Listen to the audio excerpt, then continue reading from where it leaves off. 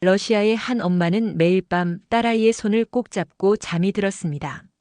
아이는 전쟁으로 인해 하루하루 조용히 무너져가고 있었고, 병원도 약도 누구도 그녀를 도와주지 않았습니다. 그런데 이상한 이야기가 돌기 시작했습니다. 서울에 갔더니 아이가 회복됐다더라. 말도 안 되는 이야기 같았죠. 한 번도 가보지 않았던 한국의 도시, 그곳에서 도대체 어떤 일이 있었기에 아이가 다시 걷고 웃고 살아갈 수 있었던 걸까요? 그 엄마는 결국 딸의 손을 잡고 낯선 공항에 발을 내딛었습니다. 그리고 그곳에서 만난 사람들, 그리고 한국이라는 나라. 오늘 그 조용하지만 눈물 나는 여정을 함께 들어보시겠어요? 저는 카테리나 이바노바라고 합니다. 모스크바에서 10년 넘게 전쟁 기자로 일해온 사람입니다. 러시아의 주요 일간지에서 국제 분쟁과 정치 상황을 취재하며 강철의 여기자라는 별명까지 얻었죠. 쉴 새 없이 위험한 지역을 다니며 진실을 전달하는 것이 제 사명이라고 믿었어요. 그러나 제가 아무리 용감한 기자였어도 한 아이의 엄마로서는 너무나 무력했습니다. 몇 년 전 저는 국제포럼 취재차 한국을 방문한 적이 있었습니다. 그때 느꼈던 감정은 거부감에 가까웠어요. 취재진이라는 이름표를 달고 있음에도 불구하고 몇몇 사람들은 저희를 무시하는 듯한 태도를 보였죠. 통역이 잘 되지 않아 답답함을 느꼈고, 심지어 숙소에서는 러시아인이라는 이유로 불편한 시선을 받기도 했습니다. 그날 이후로 저는 한국을 우릴 무시했던 나라로 규정했어요. 그래서 주변의 러시아 여성들이 떠나는 서울행 이야기가 들려올 때마다 비웃곤 했습니다. 그냥 아이돌 보고 환상에 빠진 거겠지. 입으로는 이렇게 말했지만 가슴 한구석에는 묘한 초조함이 자리 잡고 있었어요. 왜 그렇게 많은 사람들이 한국으로 떠나고 있는 걸까? 그저 케이팝이나 드라마 때문일까? 아니면 제가 모르는 무언가가 있는 걸까? 주변 친구들이 하나둘 서울로 떠날 때마다 저는 속으로 그들을 비웃었습니다. 허울 좋은 환상을 쫓아가는 어리석은 사람들이라고 생각했죠. 하지만 그런 냉소 뒤에는 불안감도 있었어요. 저 혼자만 뒤처지는 건 아닐까? 아니, 그들이 착각하는 거야. 러시아를 벗어나면 더 나은 삶이 기다린다는 환상에 불과해. 이런 생각들이 머릿속을 맴돌던 어느 날, 저는 딸 안나의 비명소리에 잠에서 깼습니다. 그날은 제 인생이 완전히 바뀌는 시작점이었죠. 평소 안나는 조용한 아이였어요. 전쟁이 시작되고 나서 더 말수가 줄었지만 그래도 학교는 잘 다니고 있었습니다. 하지만 최근 들어 안나의 얼굴색이 점점 창백해지더니 식욕도 없어졌어요. 가끔 밤중에 악몽을 꾸고 깨는 일도 잦아졌죠. 의사는 성장통이라며 별다른 치료 없이 돌려보냈습니다. 하지만 그날 밤 안나의 비명은 달랐어요. 방으로 달려갔을 때 안나는 온몸을 떨면서 숨을 제대로 쉬지 못하고 있었습니다. 안나, 괜찮아. 엄마가 여기 있어. 저는 딸을 꽉 안았지만 안나의 떨림은 멈추지 않았어요. 그제서야 깨달았습니다. 이건 단순한 악몽이 아니라 몸에서 보내는 위험 신호였던 거예요. 창밖으로는 겨울의 첫눈이 내리고 있었습니다. 하지만 그 순간만큼은 아름다운 눈조차 차갑고 무서운 존재로 느껴졌어요. 마치 우리의 앞길을 가로막는 장벽처럼. 그날 밤 안나를 품에 안은 채 새벽이 밝아올 때까지 잠들지 못했습니다. 머릿속에서는 끊임없이 같은 생각이 맴돌았어요. 내 딸을 어떻게든 살려야 한다. 무슨 수를 써서라도. 강풍과 눈발이 몰아치던 그날 아침, 평소처럼 안나를 학교에 데려다 주었습니다. 몇 시간 후 학교에서 전화가 왔어요. 카테리나 선생님, 안나가 계단에서 쓰러졌습니다. 심장이 멎는 것 같았습니다. 온몸에 한기가 느껴졌고 순간적으로 숨이 멎는 듯 했죠. 학교에 도착했을 때 안나는 창백한 얼굴로 보건실 침대에 누워 있었어요. 그때 이미 1시간이 지나 있었습니다. 구급차는 2시간째 오지 않았고 결국 제가 직접 안나를 안고 택시를 잡아 병원으로 향했죠. 병원 응급실은 사람들로 가득했습니다. 대기 시간은 5시간. 추운 복도에서 안나를 무릎에 눕히고 기다리는 동안 아이의 체온은 점점 떨어져 갔어요. 겨우 진료를 받았지만 의사는 무심하게 말했습니다.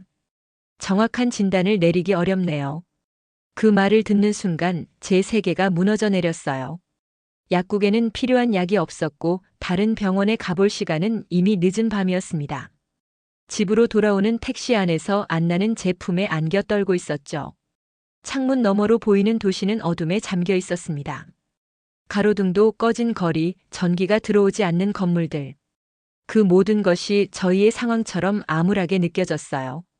집에 도착해 안나를 서울러 침대에 눕혔어요. 그날 밤 저는 딸의 옆에 누워 그저 아이의 숨소리를 들으며 밤을 새웠습니다.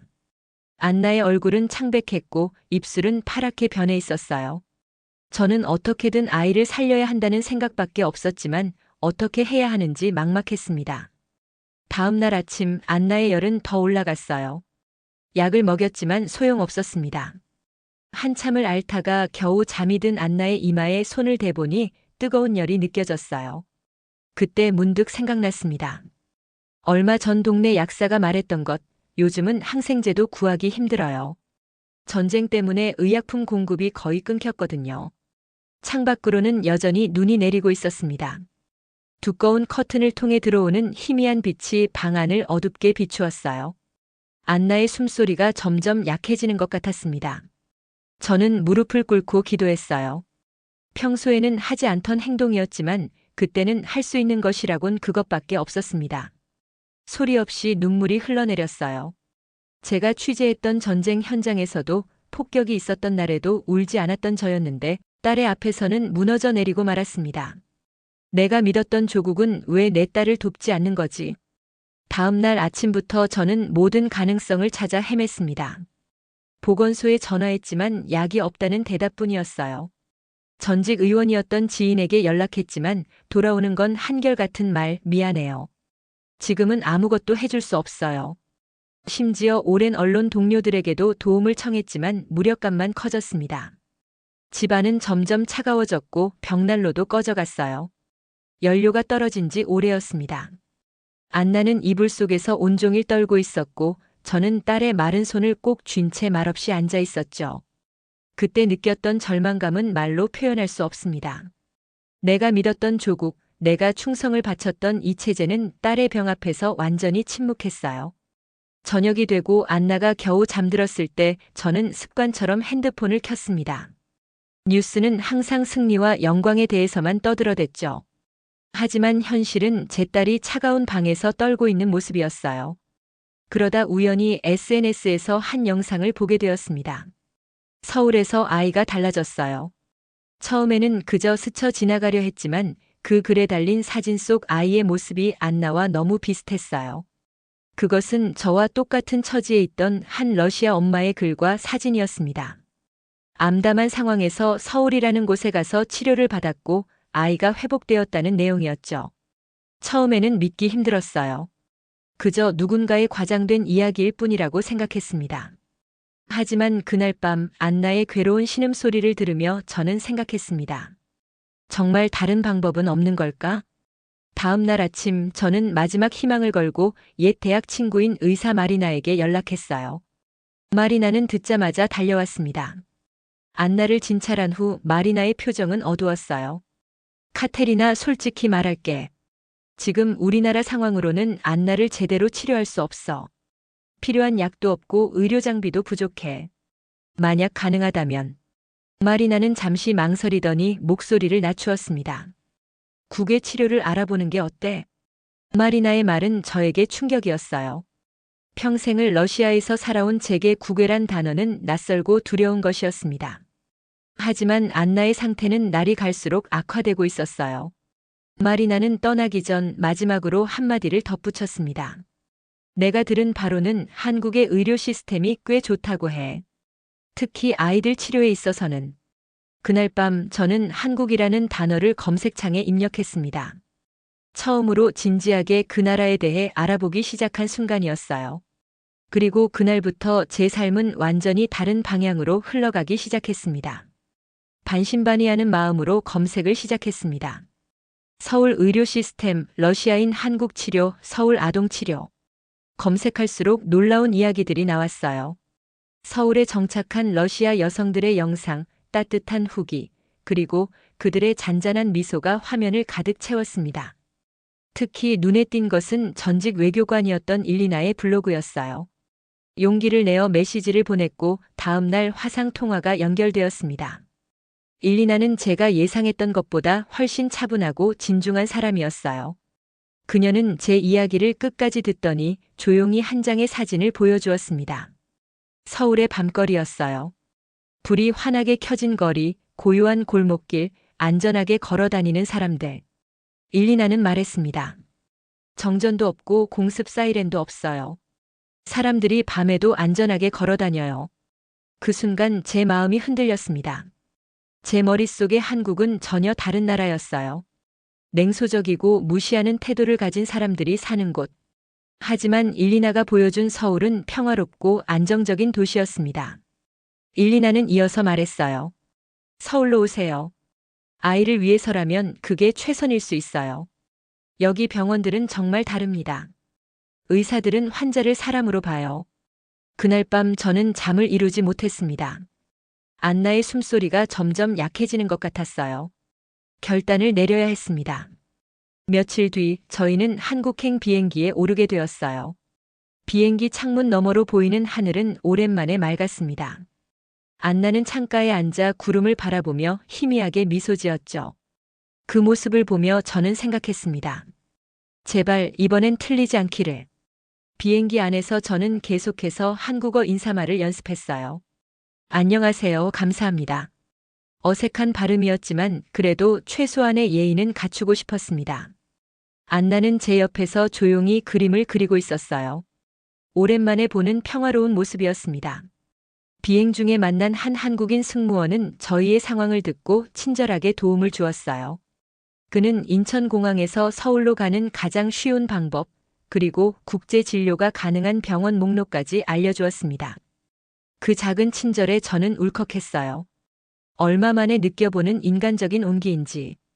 비행기가 인천에 도착하기 직전 창문 너머로 보이는 한국의 풍경은 제가 상상했던 것과는 완전히 달랐습니다. 깨끗하게 정돈된 도시, 반짝이는 바다, 그리고 어딘지 모르게 느껴지는 안정감. 안나는 착륙하는 동안 제 손을 꼭 잡고 있었어요. 그 작은 손의 온기에서 저는 희망을 느꼈습니다. 서울에 도착하자마자 저희는 국제 진료가 가능한 종합병원으로 향했습니다. 예상과는 달리 접수부터 진단까지 하루도 걸리지 않았어요. 러시아에서는 상상할 수 없는 일이었습니다. 가장 먼저 진행된 것은 심리신체 통합평가였어요. MRI, 혈액 검사, 체온과 심박 리듬 센서, 그리고 AI 기반 심리 분석 문진까지. 모든 것이 체계적으로 이루어졌습니다.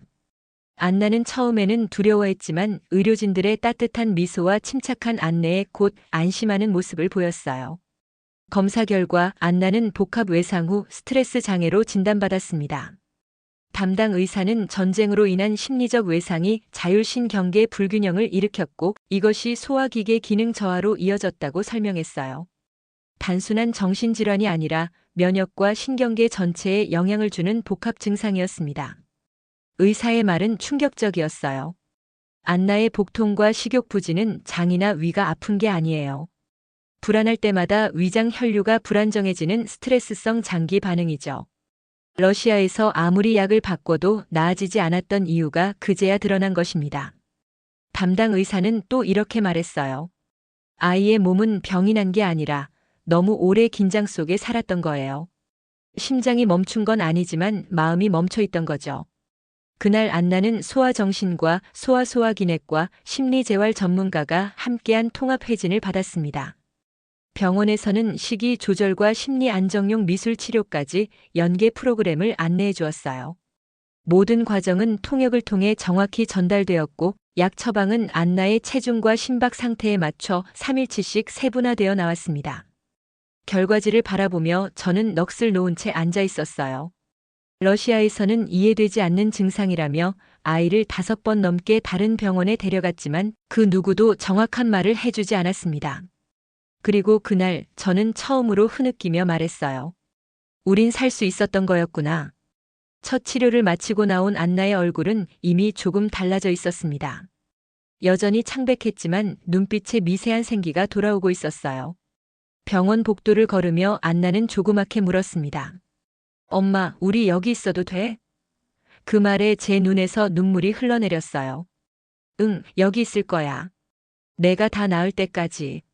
병원 로비에 앉아 잠시 휴식을 취하는 동안 저는 창밖으로 보이는 서울의 풍경을 바라보았습니다.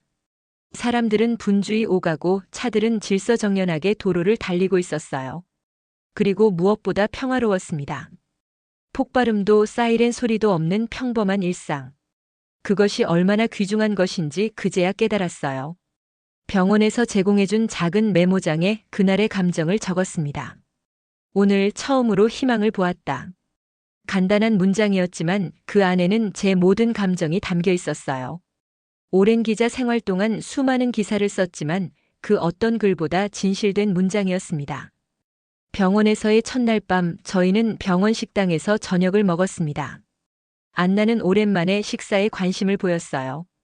푸른 접시 위에 놓인 밥과 반찬들, 따뜻한 국물. 러시아에서는 상상할 수 없었던 평화로운 식사 시간이었습니다. 안나는 조심스럽게 숟가락을 들고 국을 한 숟갈 떠먹었어요. 그리고 오랜만에 그녀의 얼굴에 미소가 피어났습니다. 엄마, 여긴 사이렌이 안 울려서 좋아.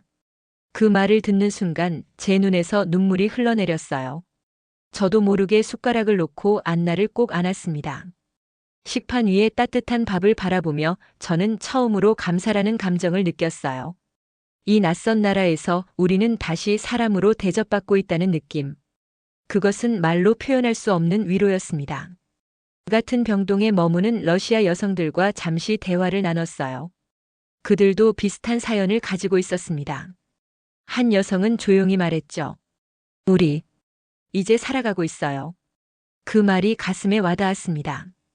단순히 살아남는 것이 아니라 살아가는 것. 그 차이가 이제야 이해됐어요. 병원 창문으로 보이는 서울의 밤. 빛나는 도시의 불빛들이 마치 별처럼 반짝였습니다. 안나는 창가에 서서 그 풍경을 오랫동안 바라보았어요. 그 모습을 보며 생각했습니다. 우리에게도 다시 미래가 있을까? 다음 날부터 안나의 본격적인 치료가 시작되었어요. 약물 치료와 함께 심리 상담, 미술 치료, 그리고 가벼운 운동까지. 모든 프로그램이 안나의 상태에 맞춰 세심하게 조정되었습니다. 특히 미술 치료사는 안나의 그림을 통해 그동안 표현하지 못했던 감정들을 끌어내는데 큰 도움을 주었어요. 처음에 안나가 그린 그림은 어둡고 혼란스러웠습니다. 검은색과 회색이 줄을 이루는 형체를 알아볼 수 없는 그림이었어요. 하지만 일주일이 지나자 조금씩 색이 더해지기 시작했습니다. 푸른 하늘, 노란 꽃, 그리고 웃고 있는 사람들의 모습까지. 병원 식당에서의 식사는 하루 중 가장 기다려지는 시간이 되었어요. 안나는 조금씩 식욕을 되찾기 시작했고 저는 그 모습을 보며 희망을 느꼈습니다. 한국 음식은 처음에는 낯설었지만 담백하고 건강한 맛에 점점 익숙해졌어요. 특히 따뜻한 밥과 국은 몸과 마음을 함께 데워주는 것 같았습니다. 어느 날 저녁 식당에서 만난 한국인 간호사가 저희에게 다가왔어요. 러시아에서 오셨다고 들었어요. 힘드시죠? 그 말 한마디에 저는 또 눈물이 났습니다. 그동안 얼마나 많은 말을 들었는지, 하지만 그 어떤 말도 이렇게 진심 어린 위로가 되지는 않았어요. 간호사는 미소를 지으며 덧붙였습니다. 여기 계신 동안 필요한 것 있으시면 언제든 말씀하세요. 저희가 도와드릴게요. 그날 밤 안나는 오랜만에 편안한 잠을 잤습니다. 더 이상 악몽에 시달리지 않고 평화롭게 숨을 쉬며 잠든 모습이었어요. 저는 그 모습을 한참 동안 바라보았습니다. 그리고 처음으로 제 자신을 위한 기도를 했어요. 내게 조금만 더 힘을 주세요. 안나를 위해. 우리의 새로운 시작을 위해.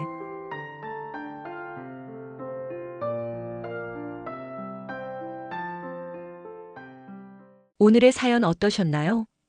이 이야기는 먼 나라의 뉴스가 아닙니다. 지금도 새로운 시작을 꿈꾸며 하루하루를 버티는 사람들의 이야기입니다. 우리가 당연하게 여기는 이 평범한 하루가 누군가에겐 인생을 바꿀 기적일 수 있습니다. 아직 구독과 좋아요 버튼을 안 누르셨다면 부탁드릴게요. 그럼 저는 다음에 또 재미있는 사연 가지고 찾아올게요. 안녕히 계세요.